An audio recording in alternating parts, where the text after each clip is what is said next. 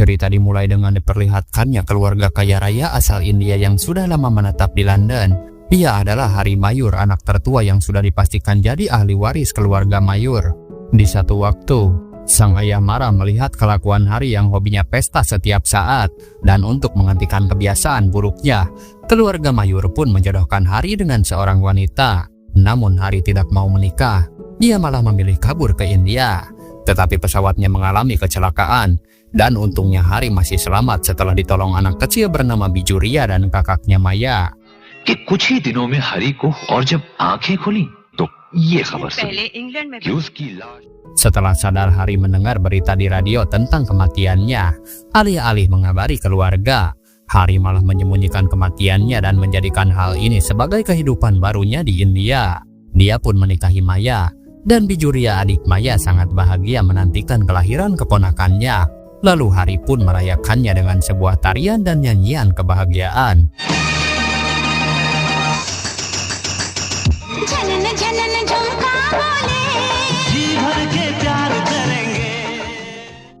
Tapi sebuah musibah terjadi.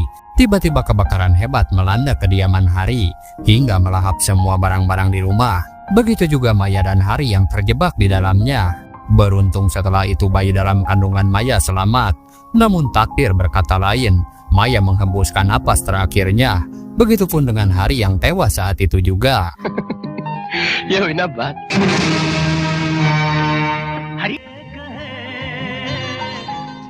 Sementara dokter dan paman Maya memutuskan membawa bayi itu ke panti asuhan. Karena Bijuria adik Maya masih kecil jika harus mengurus bayi sendirian. Tanpa tahu, Bijuria lebih dulu mengambil keponakannya lalu kabur membawanya. Si paman dan para tetangga berusaha mengejar tapi tidak berhasil. Hingga di sebuah pohon keramat, terdengar lantunan suara gadis kecil yang rupanya itu Bijuria bersama sang bayi.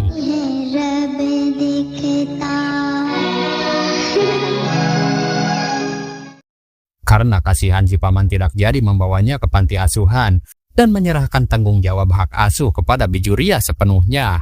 Bahkan dia dan para tetangga pun kompak membantu segala keperluannya. Di usianya yang sangat belia, Bijuria pun harus bekerja demi membeli susu popok dan serelak. Untungnya dia pandai menari sehingga tidak terlalu sulit baginya mengumpulkan beberapa sen uang. Hingga tidak terasa beberapa tahun kemudian, Bijuria kini sudah dewasa dan melanjutkan pekerjaannya menjadi penari di tempat hiburan malam. Sekarang bayi itu sudah tumbuh besar, sehat dan diberi nama Nandu. Kini bukan lagi sebagai keponakan, tetapi Ria menganggap Nandu seperti putranya sendiri, begitupun sebaliknya.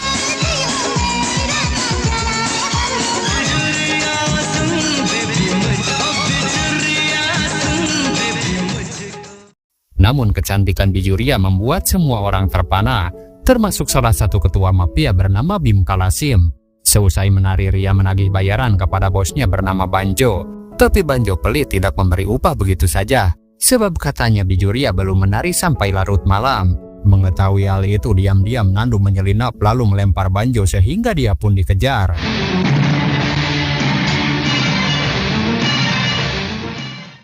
Namun Nandu punya tempat sembunyi paling aman, yaitu pohon keramat tempat dia sering dibawa Bijuria sewaktu kecil.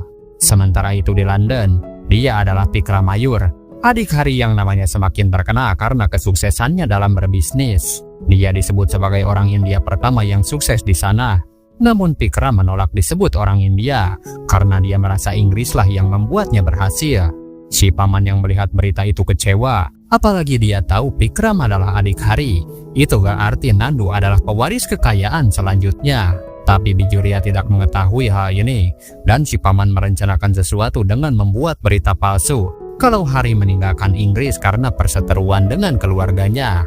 Jelas Pikram tidak terima sebab Hari meninggalkan Inggris karena dia tidak mau menikah, bukan karena berseteru dengan keluarga. Dan cara itu pun berhasil membuat Pikram terpancing hingga datang ke India.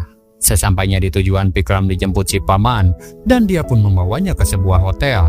Si paman pun menunjukkan fakta mengejutkan berupa foto-foto pernikahan Hari. Di situ Pikram serasa tidak percaya jika kakaknya tidak meninggal dalam insiden kecelakaan pesawat, melainkan saat itu dia selamat tapi tidak mengabari keluarga. Malah dia hidup di India selama 2 tahun, menikah dan mempunyai seorang putra yang kini berusia 8 tahun. Tapi kebahagiaan mereka tidak berlangsung lama, karena akhirnya Hari benar-benar meninggal. Vikram pun berkata, jika seandainya Hari masih hidup, dialah yang pantas menduduki jabatan Master Mayur dan hal itu akan membuat neneknya bahagia. Tapi karena Hari sudah tiada, maka putranya lah yang akan menjadi Master Mayur selanjutnya. Dan Vikram pun akan segera membawanya ke London. Namun sang paman menegaskan kalau Vikram tetap harus meminta izin kepada bibinya, karena dialah yang membesarkan Nandu. Masalahnya pekerjaan Bijuria sebagai penari malam bisa menjadi aib keluarga, maka dirancanglah rencana untuk menutupi fakta itu. Dan Bijuria yang diberitahu jelas kaget, sebab Nandu memiliki paman yang wajahnya mirip dengan Hari, dan inilah memang kebenarannya. Tetapi menurutnya Vikram hanyalah orang kaya sombong yang mau mengambil Nandu seenaknya saja, tanpa tahu dia bersusah payah. Dan Ria pun meminta si paman agar tidak memberitahu Vikram kalau dia seorang penari hiburan malam, karena dia tidak mau Vikram tahu kesulitannya. Ria pun nekat datang dengan penampilan mirip seorang ratu, demi membuktikan kalau dirinya lebih pantas dan paling mampu merawat Nandu. Dia pun berakting berganti nama menjadi Ratu Devi, dan penampilannya yang anggun membuat Vikram pun kehabisan kata-kata. Di situ Vikram minta maaf, sebab awalnya dia mengira jika bibi Nandu adalah orang miskin. Tapi setelah melihat ini dia percaya kalau ahli waris selanjutnya telah dibesarkan dengan baik oleh seorang ratu. Dan sebagai bibi yang sudah merawat Nandu, dia pun tidak ingin memberikan Nandu begitu saja. Dan berapapun uang yang diminta akan dia berikan, bahkan dengan semua perhiasannya. Melihat itu Vikram merasa malu dan terjadilah salah paham. Padahal itu adalah pura-pura supaya Vikram segan padanya. Sementara si paman hanya bisa berdoa dan bersabar, sebab kedepannya masalah akan semakin rumit.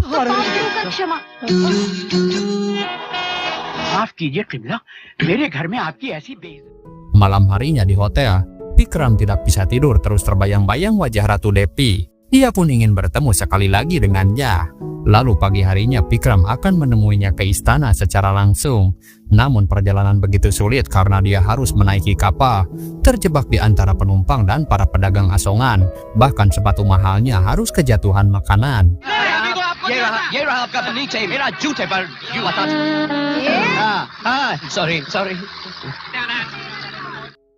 Tapi tiba-tiba ada seseorang yang membersihkan dan menyemir sepatunya sampai mengkilap.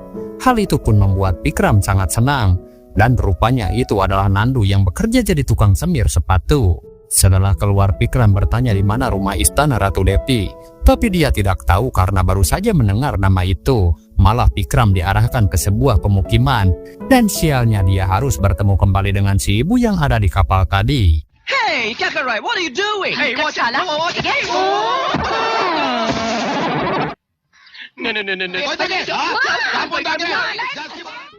Vikram pun kesal. Dia gagal bertemu Ratu Devi. Begitupun mau pulang, kapalnya datang besok pagi. Di saat itulah Nandu memperhatikannya. Lalu mereka pun langsung akrab. Tetapi sampai di sini keduanya belum mengenal nama masing-masing. Setelah tahu Vikram datang dari luar negeri, Nandu pun menawarkan jasanya untuk mengantarnya ke sebuah penginapan. Tapi sebelum itu Nandu mampir ke pohon keramat. Katanya dia selalu berdoa di sini supaya segala sesuatunya dimudahkan. Okay. Let's go. Oh, I'm sorry. Lalu setelah sampai di penginapan, Nandu menawarkan barang dagangan berupa dan minuman, dan dia pun siap disuruh apapun jika dibutuhkan. Dia pun bertanya kenapa Nandu tidak sekolah. Lalu Nandu menjawab kalau setiap hari dia sebenarnya ingin sekolah, tapi ada masalah besar dalam hidupnya. Mendengar itu Vikram menawarkan bantuan, dan berapakah uang yang dibutuhkan untuk memecahkan masalah itu. Namun Nandu menolak bantuannya. Lebih baik dia bekerja daripada harus meminta. Dan karena kasihan, Vikram pun akan membeli 2 bungkus darinya, yang hal itu membuat Nandu sangat bahagia, dan Vikram pun mulai menyukai anak itu.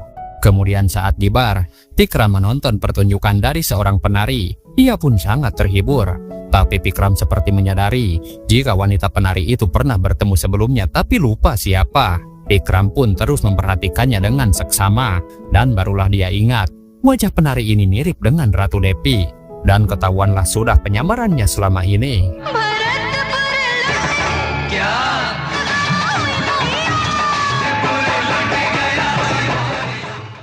Lalu semakin yakinlah kalau Vikram harus membawa Nandu ke London supaya kehidupannya lebih baik. Di situ Bijuria pun tidak terima. Seenaknya saja Nandu dipanggil Master Mayur dan ingin membawanya begitu saja. Apakah ada bukti kalau Nandu ada ikatan dengan keluarga Mayur? Dan dengan uang yang disobek ini Ria menerima segala hinaan darinya. Tapi dia menegaskan jika dirinya tidak seburuk yang dilihat dan dia pun bisa menjaga kehormatannya. Ketika bersama si paman, Vikram berkata kalau Bijuria meminta menunjukkan bukti jika Nandu adalah keponakannya. Maka dari itu Vikram minta bantuan si paman supaya diberi surat kuasa dan menunjukkan akta kelahiran Nandu. Begitu juga dengan sertifikat pernikahan almarhum kakaknya Hari. Hingga polisi pun dikerahkan membawa bukti itu. Mereka juga meminta Bijuria tidak melarang Nandu bertemu pamannya. Dan jika menolak maka dia akan ditangkap. Mendengar itu Nandu menenangkannya dan menyuruh ibu angkatnya itu supaya percaya padanya, sebab tidak akan ada yang bisa memisahkan mereka berdua. Lalu setelah sampai di hotel, Nandu pun bertemu pamannya untuk pertama kali. Tetapi setelah berbalik ternyata pamannya itu adalah Vikram, sehingga Nandu pun segera melarikan diri. Namun akhirnya tertangkap juga. Di situ Nandu minta maaf. Seandainya dulu dia tahu kalau Vikram adalah pamannya, dia tidak akan berani menjual rokok. Vikram pun tidak mempersalahkan hal itu, dan dia menyuruhnya untuk segera makan. Nandu pun akan makan, dengan syarat jangan beritahu Bijuria kalau dia berjualan rokok dan menjadi penyemir sepatu. Dan mendengar itu Vikram pun setuju. Sementara Bijuria sendiri harap-harap cemas, dan tidak lama Nandu pun kembali. Dia mengira Vikram orang yang pelit membiarkan Nandu kelaparan. Tapi lihatlah, Vikram membawakan banyak hadiah untuknya. Besoknya Bijuria memasak untuk Nandu supaya dia betah di rumah. Tapi Nandu mulai sedikit berubah. Dia memakai baju bagus ketika mau mandi. Begitu juga dia tidak mau memakai sabun bekas. Dan dia lebih memilih mandi di hotel bersama pamannya. Tidak hanya itu, dia diberikan perawatan layaknya seperti seorang raja dan berdandan seperti orang Eropa.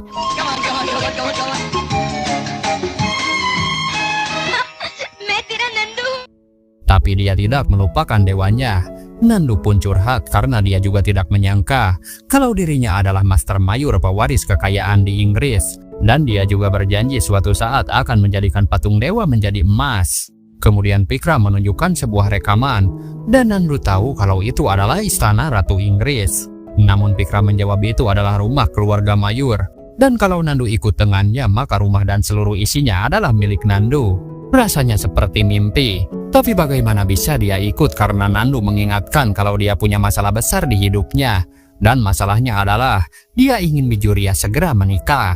Dengan begitu maka dia bisa pergi bersama Vikram. Dan yang jadi penghambat Bijuria belum menikah. Sebab orang-orang tahu dia bekerja menjadi penari hiburan malam. Karena hal itulah tidak ada satupun pria yang mau menikahinya.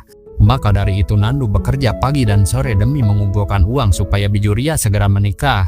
Dia akan berusaha membahagiakannya. Dan baru setelah itu, dia bisa sekolah dan bermain. Uncle, मैं चलता हूँ. नारियल भी खरीदना ना? Di situ Vikram pun kesal, menganggap Bijuria telah merusak kehidupan Nandu. Dan dia pun ingin segera menuntutnya. Setelah tahu Vikram akan menggugatnya, Bijuria pun kesal sebab orang-orang kaya seperti Vikram mau enaknya saja, tidak merasakan bagaimana jadi orang miskin. Maka dari itu dia juga akan menggugat balik, dengan tuduhan kalau Vikram semena-mena ingin mengambil hak asuh darinya. Si paman menjawab, justru Bijuria tidak bisa melakukan gugatan. Biaya sidang saja akan menghabiskan satu rumahnya, dan mengajukan gugatan hanya berlaku bagi orang kaya saja. Si paman pun punya cara lain. Dia ingat bagaimana saat pertama kali Bijuria dan Vikram bertemu. Dan Vikram terpesona ketika Ria berdandan seperti seorang ratu. Maka Bijuria harus menggunakan cara itu lagi untuk menaklukkan hatinya. Dan sebagai penengah si paman juga memberi saran. Kalau Vikram menginginkan Nandu maka dia harus bisa membeli hati bibinya dahulu. Dan setelah dipikir-pikir memang ada benarnya juga. Yang kemudian Vikram menyewa preman suruhan untuk membuat sandiwara. Dan si preman itu berencana menculik Bijuria. Lalu Vikram datang seolah-olah menjadi pahlawan yang akan menjadikan Bijuria jatuh hati padanya. Hey, कहाँ जा रहा है तुम? Oh, that's me. Start कर मैं समझ गया. पकड़ने का Okay. और बोलने का ये चाकू. Sementara di lain tempat, Bim Kalasim, bos mafia, sedang membayangkan Bijuria dan dia pun menginginkannya. Dia juga membayar orang suruhan supaya membawakan Bijuria ke rumahnya. Lalu di malam harinya seperti biasa Bijuria menari, sedangkan Vikram dan orang suruhan Bim Kalasim bersiap dengan rencananya masing-masing. Lalu tidak lama lampu tiba-tiba mati, dan sesuai rencana, Bijuria pun diculik seseorang. Vikram pun mencoba menyelamatkannya, namun dia belum tahu kalau mereka adalah preman sungguhan. एक मिनट मरेगा। Lalu ketika dihajar, Vikram merasa aneh karena tidak sesuai dengan skenario sebelumnya. Malah dia pun harus babak belur. Nah, dari situ karena merasa ada yang tidak beres, Vikram pun menunjukkan kemampuan yang sebenarnya. Dan nyawa Bijuria pun kini terancam. Tapi beruntung Vikram berhasil menyelamatkannya. Dan sejak saat itulah, Bijuria pun mulai jatuh hati.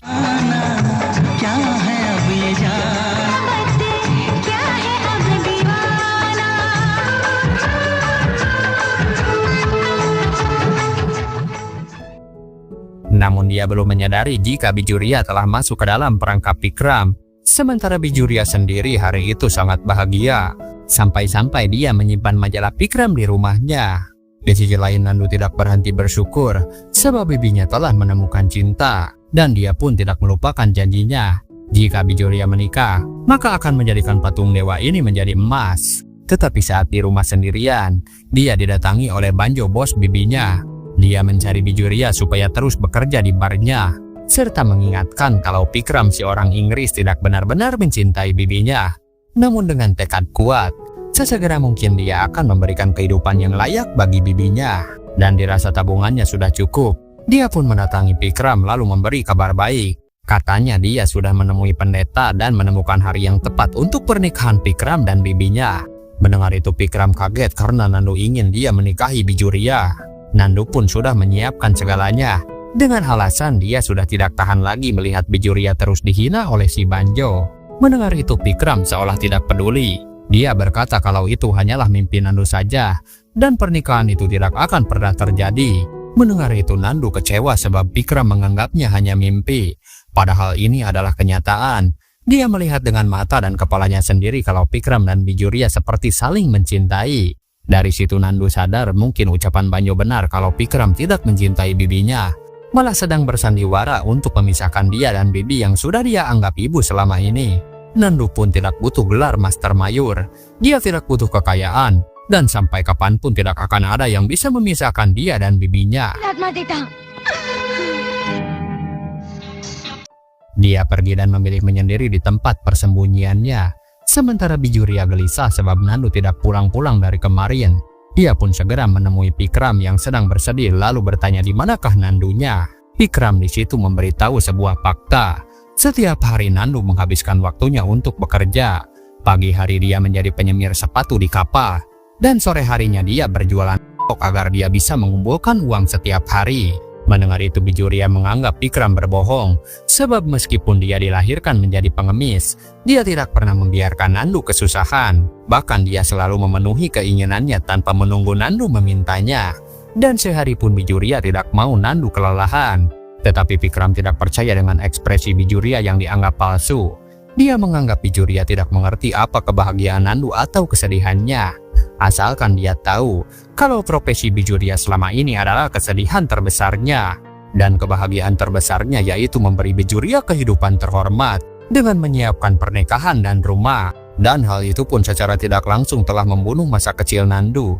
Lalu kenapa Bijuria tidak pernah menyadarinya? Dan di setiap harinya, dia mencari pria yang mau memegang tangan bibinya supaya mau menikah.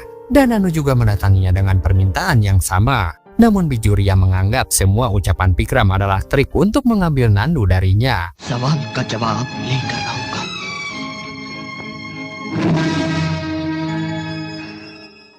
Setelah di rumah Bijuria menggeledah semua perabotan dan di sebuah lemari, dia pun menemukan seperangkat alat semir sepatu beserta sejumlah uang yang sudah dikumpulkan entah dari kapan. Bahkan sebuah sari dan perhiasan yang disiapkan untuk Bijuria menikah. Dari situ barulah Bijuria percaya Vikram tidak berbohong. Dia juga merasa bersalah menganggap keibuannya selama ini menjadi racun bagi Nandu. dan dia pun tidak ingin Nandu mengalami nasib yang malang. Lalu sejak saat ini juga, Bijuria pun meminta kekuatan kepada Dewi supaya dirinya dibenci oleh Nandu. Dan tidak lama Nandu akhirnya pulang, tapi Bijuria memperlakukannya dengan tidak biasa. Dia memarahi Nandu karena berani menemui pamannya serta membicarakan pernikahan. Dia mengaku kalau dari dulu Bijuria hanya mencintai Banjo, bosnya di bar. Mendengar itu Nandu kecewa karena ibunya mencintai seorang penjahat. Bijuria pun mengaku kalau dia mendekati Vikram hanya ingin mengambil hak-haknya karena Nandu menjadi penyebab kematian kakaknya semenjak dia dilahirkan. Nandu bisa besar seperti sekarang karena kebaikannya, dan di setiap darah Nandu mengandung hak-hak Bijuria. Apakah pamannya yang kaya itu dulu memberinya uang untuk makan dan untuk beli obat-obatan? Setiap hari Nandu makan bergizi dengan roti, susu, dan mentega. Dan apakah semua itu gratis? Tentunya dia mengeluarkan uang setiap hari untuk itu. Bahkan jika ditotalkan, nilai yang sudah dikeluarkan tidak akan terhitung. Mendengar itu Nandu kecewa, dan dia pun tidak mau makan lagi di rumah ini. Dia pikir Bijuria adalah ibunya, tapi sekarang dia sudah bukan ibunya lagi. Dia pun memilih pergi dan tidak akan pernah kembali. Oh Nandu, Are sunto. Tapi semua kata-kata yang dia ucapkan bukan benar-benar dari hatinya.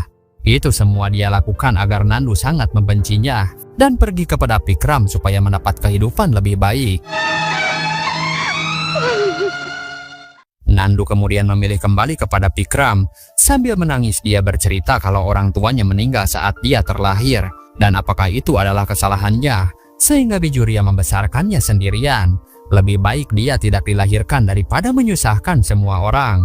Melihat ini Vikram segera menelpon maskapai penerbangan untuk memesan tiket pesawat karena besok dia akan segera membawa Nandu ke London. Lalu Nandu yang mendengar memilih untuk kabur karena sebenarnya dia tidak bisa melupakan bibi tercintanya. Lalu Bijuria yang termenung melihat Nandu yang nekat menaiki perahu demi dirinya. Meskipun Nandu sampai berenang di lautan, tapi dia memilih untuk menghindar lalu pulang mengunci rumah rapat-rapat.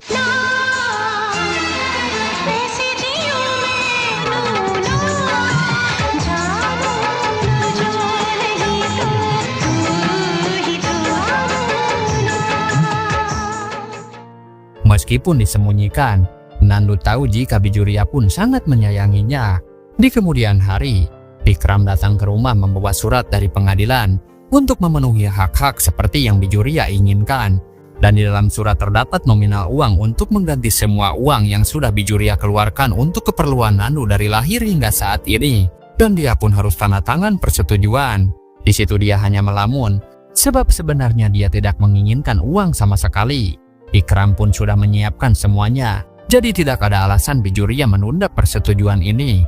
Lalu Nandu pun masuk membawa sekoper uang untuk mengganti semua kerugian bibinya. Dan bila kurang dia juga membawa cek kosong agar Bijuria menyebut nominalnya. Lalu sebelum tanda tangan, surat itu dibacakan oleh Nandu. Jika setelah setuju dengan ini, maka Bijuria tidak punya hak atas Master Mayur. Dan jika berani menghubungi Nandu sekali saja, maka itu akan dianggap sebagai pelanggaran. Begitu juga dengan Nandu yang mencoba tidak akan mengingat lagi bibinya. Sebelum pergi Nandu berkata jika dirinya memang beban bagi Bijuria, dan dia pun berterima kasih telah membesarkannya. Lalu permintaan terakhir, dia tidak mau Bijuria datang ke bandara menangisi kepergiannya.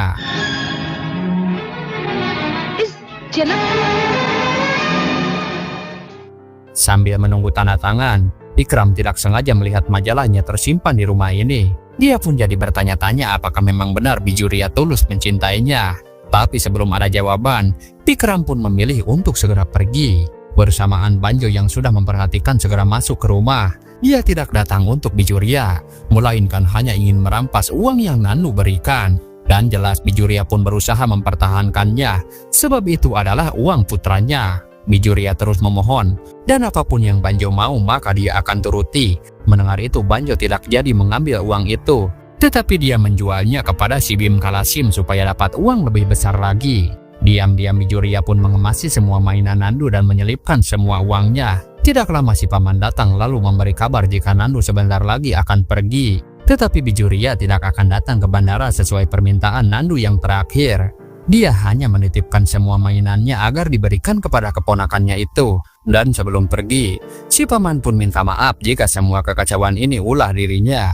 Sesampainya di bandara, si paman memberikan mainan yang telah Bijuria amanatkan. Di situ Nandu sempat bahagia sekaligus kecewa karena Bijuria benar-benar tidak datang ke sini. Jelas hal ini membuatnya sangat sedih, dan bersamaan hati Bijuria merasakan jika Nandu memanggilnya, sehingga dia pun harus segera datang. Tapi Banjo keburu kembali, lalu membawanya untuk dijual kepada si Bim Kalasim. Dia dipaksa untuk menari. Sementara itu Nandu mulai gelisah. Hatinya terpanggil merasakan jika ibu angkatnya itu sedang dalam bahaya.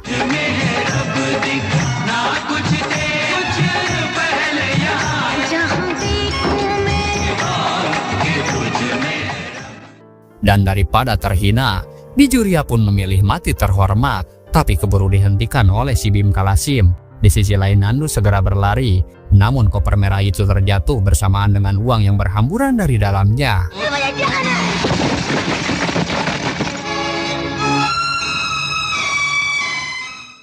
Dari situ Pikram menyadari jika Bijuria tidak menginginkan uang, melainkan dia sengaja mengorbankan dirinya demi memberikan kehidupan yang layak bagi Nandu. Yang akhirnya Pikram dan Nandu segera mencari Bijuria dalam sebuah kapal pesiar. Dia pun datang tepat waktu lalu menghajar si Bim Kalasim.